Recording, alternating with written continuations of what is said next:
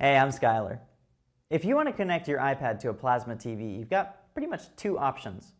If you've got an iPad 2 or the new iPad, you can connect using Apple TV, and using that you can stream wirelessly.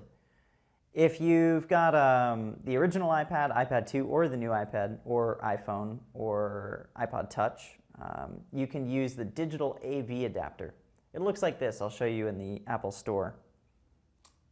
This is the digital AV adapter. At the top you see the 30-pin connector, and then HDMI, and another 30-pin connector. That's so that you can charge your iPad at the same time you're using it to show content on a screen. So again, HDMI, 30-pin. So you run your HDMI cable out from this port to the back of your television. The other option is Apple TV, which is really handy. What this does is act as a wireless receiver for your television set, and that allows you to beam things wirelessly from your iPad to your television using Apple's technology called AirPlay.